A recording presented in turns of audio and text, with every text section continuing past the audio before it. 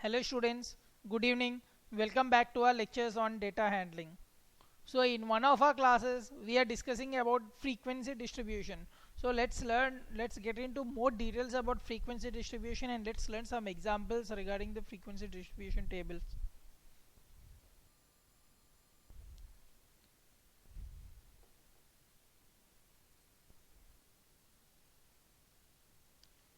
So this is the definition of the frequency distribution. Whenever you will write values and their frequency, how often each value occurs, then we'll call that as a frequency distribution tables. For example, I was discussing in the previous class on mode, how to calculate the find the mode value. So what I was discussing is write all the observations, write the all the given observations in one row, all the different observations in one row. Okay, these are going to be your observations, 1 2 3, all the different observations you write in one, and then in the other row what you will do is write the frequencies. Frequency means how often each value is occurring. Say for example, first observation is occurring once, then you will write it over here. Say if the second observation is occurring 3 times, then you need to write 3 over here. So in this way, if you write the observations and the corresponding frequency, that is how often they are occurring, then such a table, okay, that would be sufficient. We'll be getting a clear insights just by looking at the table instead of looking at the random data which is unsorted. By looking at the frequency distribution table, we could make a lot of insights. So students, making a frequency distribution table, it would help us in getting a valid conclusions, valid insights, valid informations. Okay, so let's look at a simple example. Say example, newspapers. There are number of newspapers sold at a local shop over the last 10 days. Okay, let's look at the say this data for the 10 days. So let us count how many of each number there is. Say papers sold 18. How many times in the last 10 days 18 papers were sold? That is 2 times. Similarly, how many times 19 papers were sold? 0 times. And 20 papers 4 times. 21 again 0. 22 2 times. Okay students, 23 1 time, 24 0 times, 25 1 time. So in this way, if you write the distribution table, okay, that is the data, the given observations and their corresponding frequencies, then this table will call it as a frequency distribution table.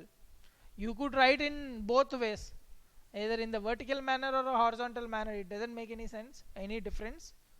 So it is also possible to group the values. Again, at the end of the model class, we have discussed whenever the data doesn't make any sense, like you don't observe any mode or each and every observation looks like a mode, then grouping could help us. Similarly, grouping at any time could help us. So it is up to you how do you treat and how do you look at the given data in a different possible manners. So here it is also possible to group the values. Here they are grouped in 5s. Say 15 to 19, 20 to 24, 25 to 29. So if you look at this, the number of papers sold between 15 and 19 are 2 times. Number of papers sold between 20 and 24 7 times. And number of papers sold 25 to 29 only once. So if you look at this, this is going to be a mode just by looking at this, you could say. And then in a group distribution table, how do we pick mode? By choosing the middlemost value of the grouped interval, that is say 22. 22 is going to be a mode. So anyway, here the main essence of discussing this is to understand what is meant by frequency distribution table. Hope this is clear, because we have done enough examples in our lectures on mode, that is the central values, as well as now we have discussed again in a previous one of our previous lecture also we have discussed an example regarding Sam's goals. Okay, in the how many goals he has made in a football match. Now let's continue on top of these frequency distributions. So let's understand what is meant by grouped frequency distribution. The way we have seen, right, grouping. grouping could give another some more essential information which we couldn't get directly by looking at the observations. Frequency is how often something occurs, isn't it? Example, Sam played football on Saturday morning, Saturday afternoon, Thursday afternoon. The frequency was 2 on Saturday, 1 on Thursday, and 3 for the whole week. This is the previous example itself what we have discussed. So suppose for this given data, the frequency for the Saturday he has played twice. On Thursday he has played only once. And for the entire week he has played thrice. So in this way, just by grouping, you will be getting an essential information. So frequency distribution, by counting frequencies we can make a frequency distribution table. Say let's pick the same example. We have seen that there are number of newspapers sold at local shop over the last 10 days, and we have formed a frequency distribution table. Paper sold versus the frequency, how often they are being sold. So it is also possible to group the values. Here they are grouped in 5s. Okay, papers sold as well as frequencies. Grouped frequency distribution. We just saw how we can group frequencies. It is very useful when the scores have many different values. That is, say, let's count the number of length of the leaves of the oak tree. Say Alex measured the length of the leaves on the oak tree to the nearest centimeters, and he has found this data. Okay, he has found this data. And how many observations there are? I am grouping them in 5 just to count the number of observations.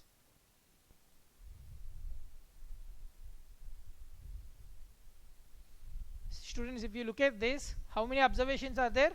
1, 2, 3, 4, 5, and then 6, and then 7, and then 3. So total he has collected observation for 38 leaves. He has measured 38 leaves, lengths of the 38 leaves of the oak tree, and these are the observations.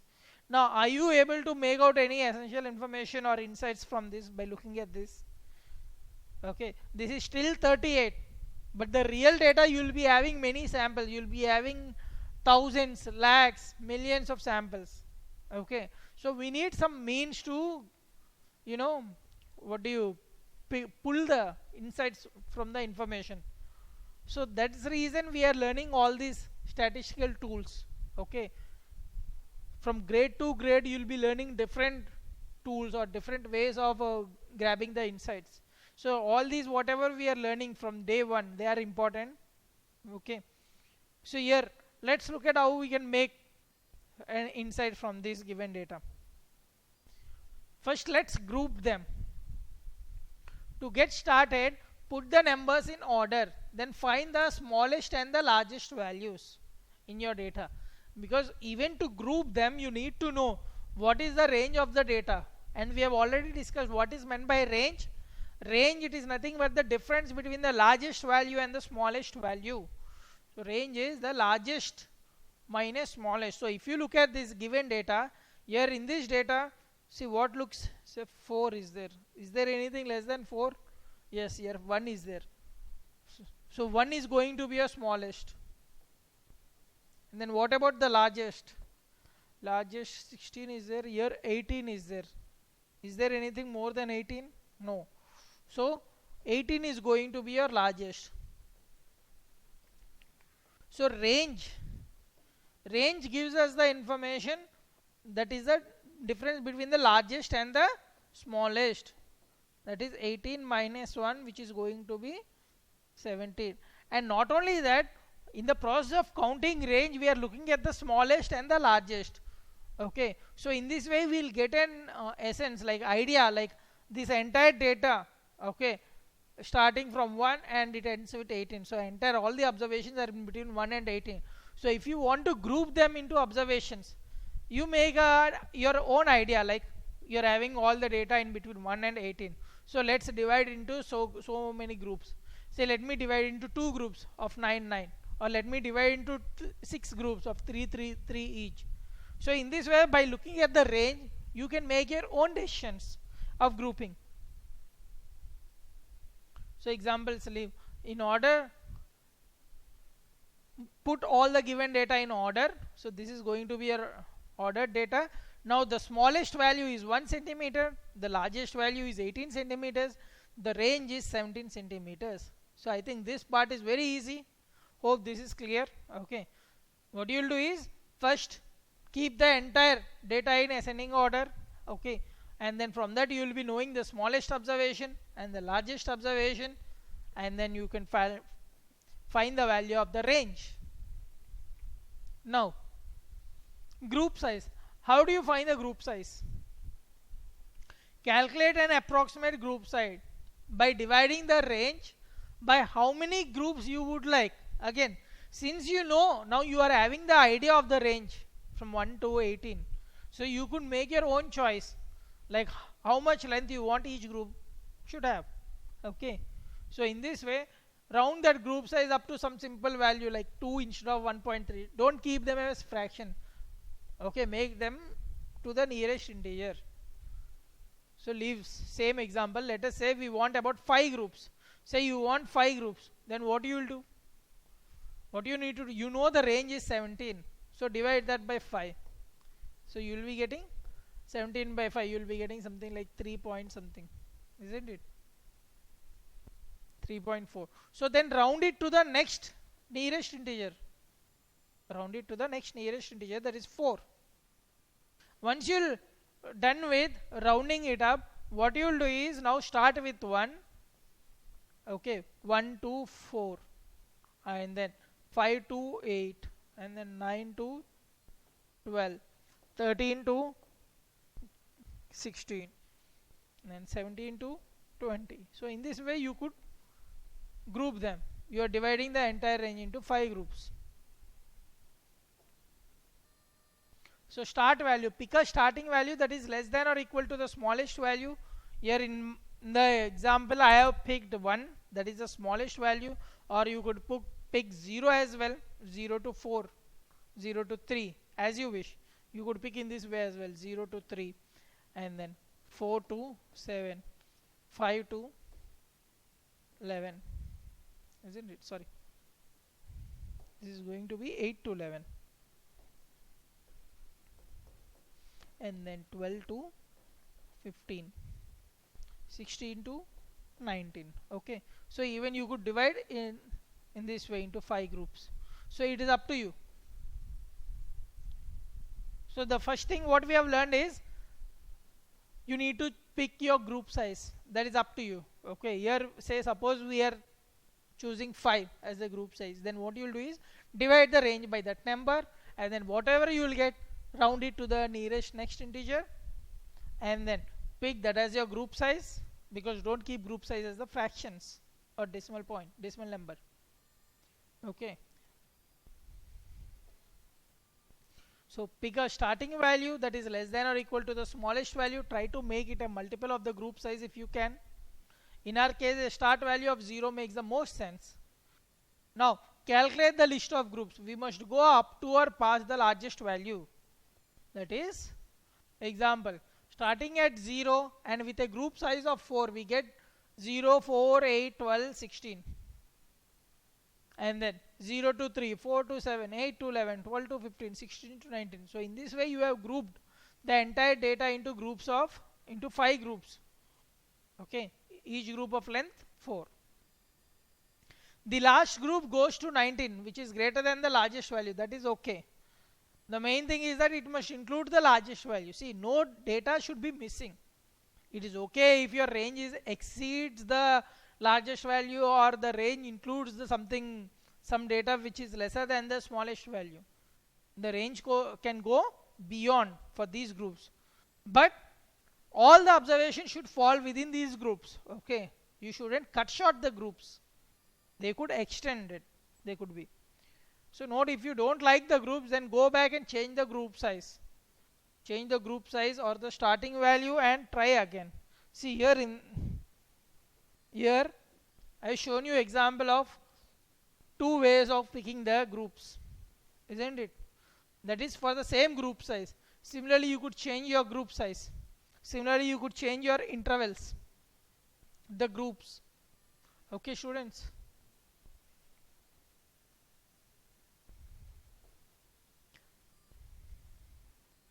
So hope this is clear. Upper and lower values for each group.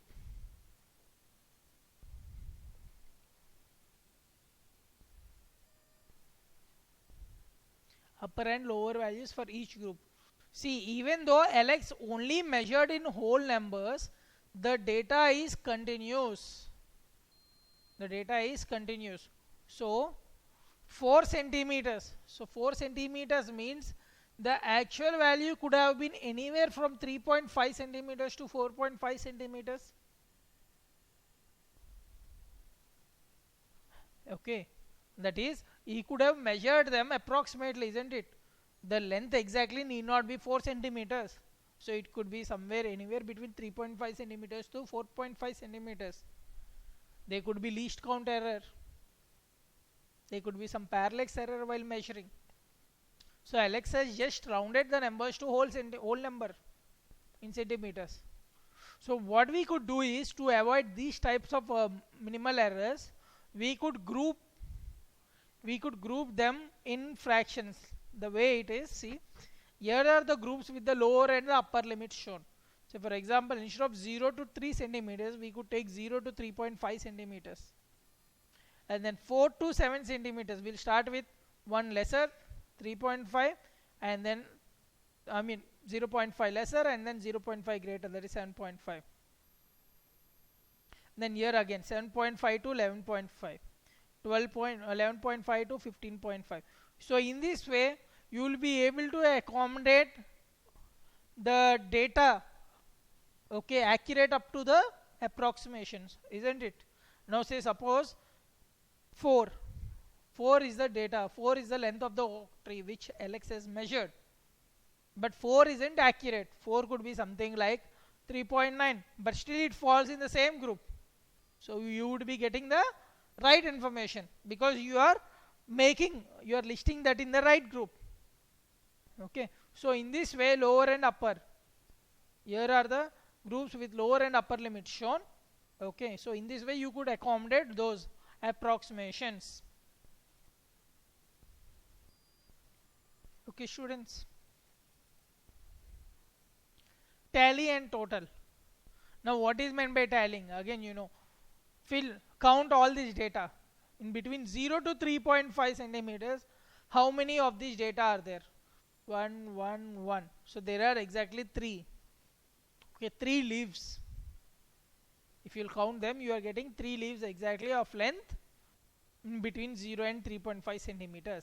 And then in between 4 to 7 centimeters, 1, 2, 3, 4, 5, 6, 7. So if you look at this 3.5 to 7.5 centimeters, there are exactly 7 values. Okay, students. And then similarly 8, 8, 8, 9, 9, 9, 9, 9. So total 8, 9, 10, 11 and 12. Total 12 observations you are getting in between 7.5 and 11.5. Similarly, count the number of observations between 11.5 and 15.5. Okay, you are getting 2 plus 5, total 7 observations. And then between 15.5 and 19.5, you will be getting 9 observations. Okay, students. So this is your frequency distribution table for the length of the leaves of the oak tree which has been observed by Alex. Okay, even here the approximations have been taken care by adjusting the group size, isn't it? So here even the data is accurate up to some, okay, there is some round of error, still we are getting the valid grouped information. So the total set of data, total number of observations are 38. Always remember, once you draw the frequency table, okay, and if you will sum all the frequencies, you should get the total number of observations. Okay, this is how you could test whether you are writing the frequency correctly or not. Since there are total 38 observations, once you sum all these frequencies, you should get 38, the same as the number of observations. Okay, students. So in this way, if you try to write, we'll call this as a frequency distribution table or grouped frequency distribution table. Especially frequency distribution table is a simpler version of this. Here we have learned about grouping, how to group depending on the need, depending on the requirement, or depending on the problem at hand. Hope this is clear. Let me explain you the same example again. Okay, this is very, very important.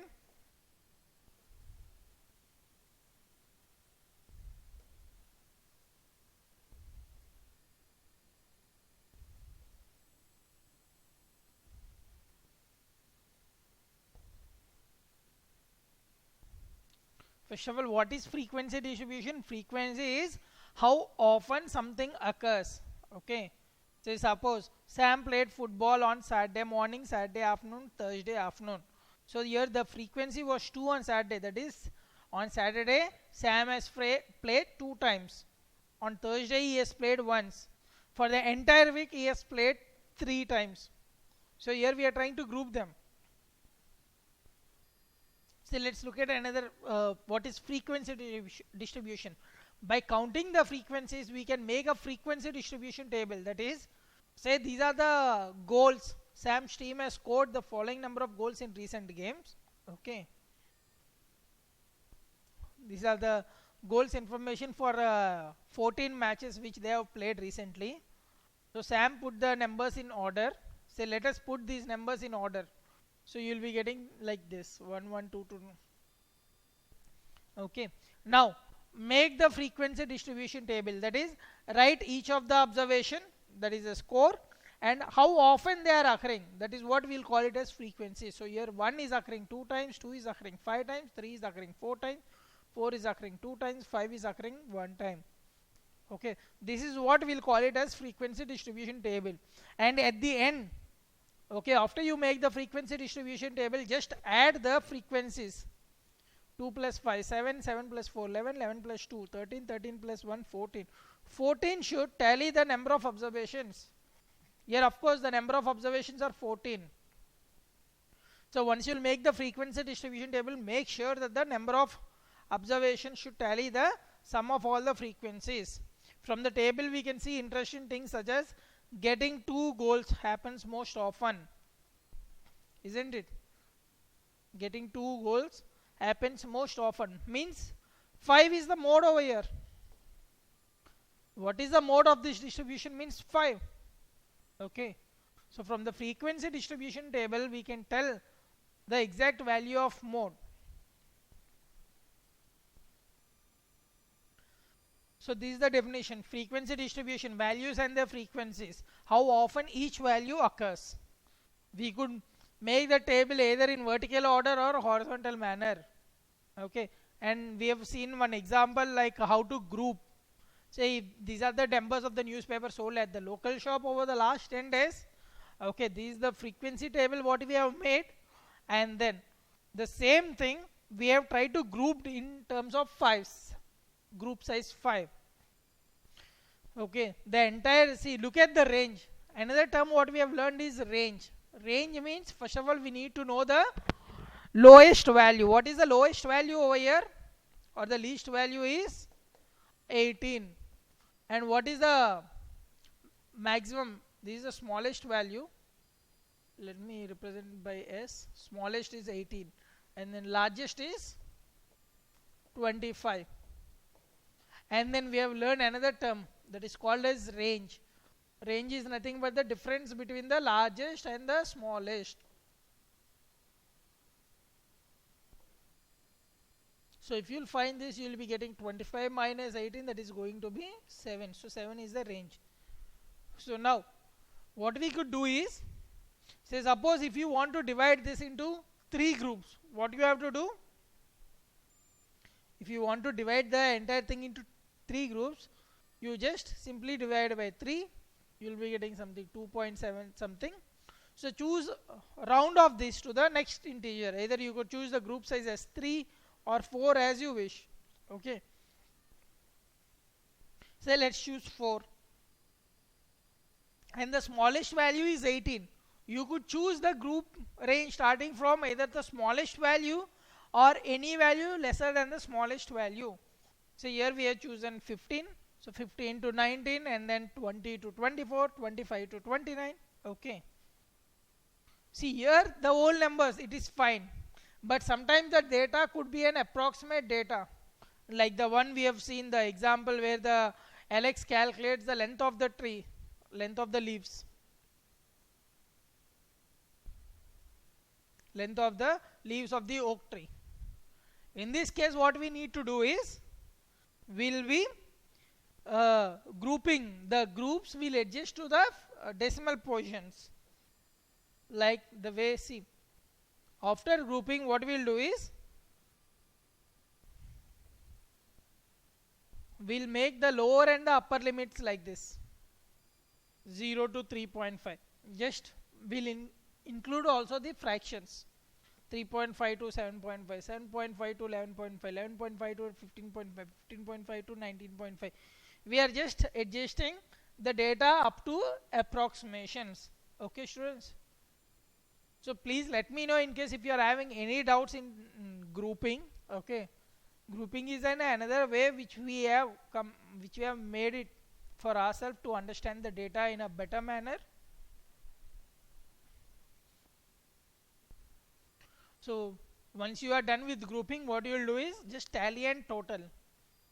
Okay, write the corresponding frequencies in each group and then total them. So you will be getting the sum equal to the total number of observations. Okay, students. So hope this is clear. So in short, what all we have learned is,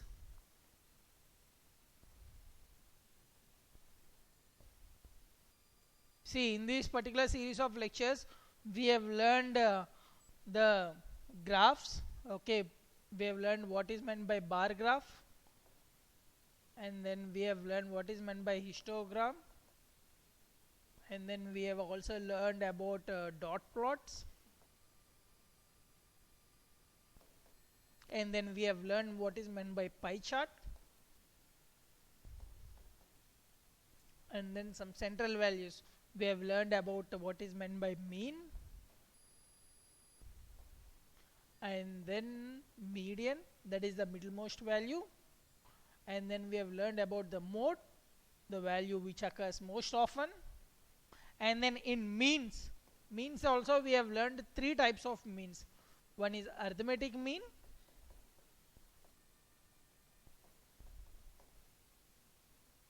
and the second one is geometric mean,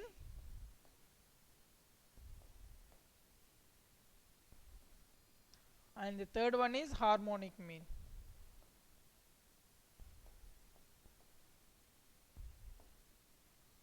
And then lastly we have learned also about the frequency distribution table. What is meant by frequency distribution? And we have also learned about grouped frequency distribution table. How to make a grouped frequency distribution table.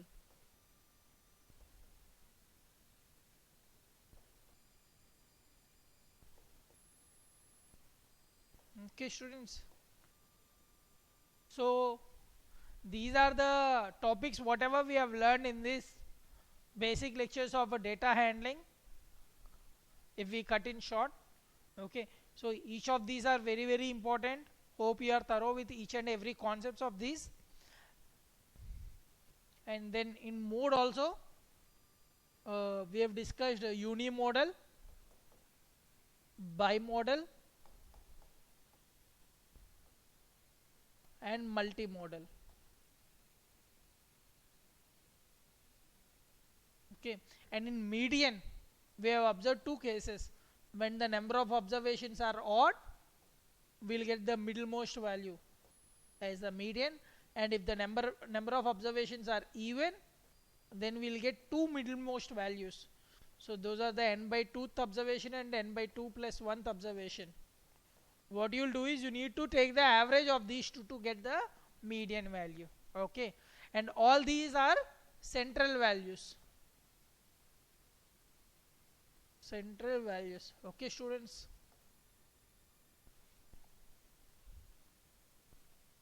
So hope you are very thorough with all these topics, and in case if you are having any doubts, please let me know before we move on to the next higher concepts based on this. But for now, with these as basics, I'll wind up this series of lectures on data handling. Thank you, students.